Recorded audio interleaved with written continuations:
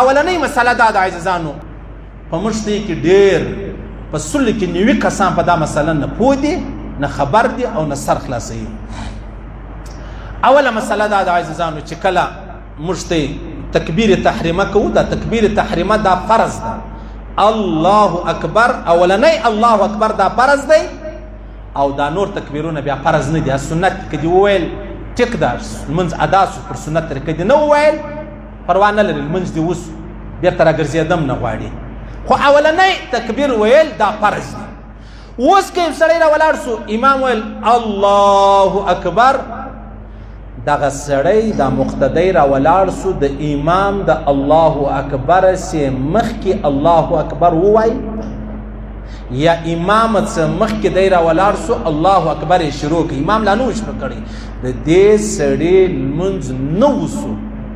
یو خو دا دی مکروه دی یا نه وسو. لکه سړی چې اودس نه لري لمونځ نه کېږي. او د هغه رقم یو سړی راولاړ سو لمونځ یې کوئ، په امام پسې ودرېدي، امام الله هغه پر لفظ الله ولو، تا ول الله اکبر، وروسته امام ول الله اکبر، ستا لمونځ نه سوسي، سلام وګرځوه، د سره لمونځ وکړه، کنې دا لمونځ دې ولاړې ختم سو. یا امام در اوسه پورې غوږونه ګوتې ویې وړلې الله اکبر یې لا نه دي شروع کړی، تا بیا وختي الله ووایي، امام ستا وروسته دی په الله کې، په اکبر کې سره یو ځای شواست، دا لمونځ بیا نه صحیح کېږي، دا لمونځ به د سره راوګرځوې. ټیک شولو. کله کله موږ چاته مسله وروشه موږ یاده سر داسې په هوا ونیسي، داسې په هوا ونیسي. ما ویل یارانو ستاسو غیرت ماته داسې را معلوم دی، داسې را معلوم دی، قسم په خدای که دویم قدم را سره واخلې. یو ورځ یو سړی و، ښه مشر سړی و، یو ځای په دوکان کې سره کښېناستو، نابل ما ته وایي خیر مجلس شروع شو، زه سبقه د خوا را روان وم، وایي مولوي صاحب زه خو نو سار مال بخاري شریف وایم. بخاري شریف وایي؟ وایي و. بخاري شریف وایي و. وم په خپل یې وایي؟ وایي و. ترجمه یې کوي؟ وایي و. مال په خدای قسم زما د ملایي هغه وخت 12-14 کاله به کېدل، مال قسم په خدای کوم در اوسه راخستې ده، شرمېږم. بخاري خو ډېر عظیم کتاب دی، د هر چا کار نه، حدیث یې په پښتو ترجمه کوم. ښه الله دې خیر پکې واچوي. مال ته خو د اتحیاتو لږ حشرات ووایه، التحیات لله والصلوات والطیبات. ولې ته چې وانیسې ویلی هم د اول تورې ترجمه یې راته وکړه. مولوي صاحب ته خو سړي ته بندې وراچوې، ته سړي ته بندې. ما ول شرم وکړه، حیا وکړه. ټیک سلو. بخاري مذاق نه دی. امام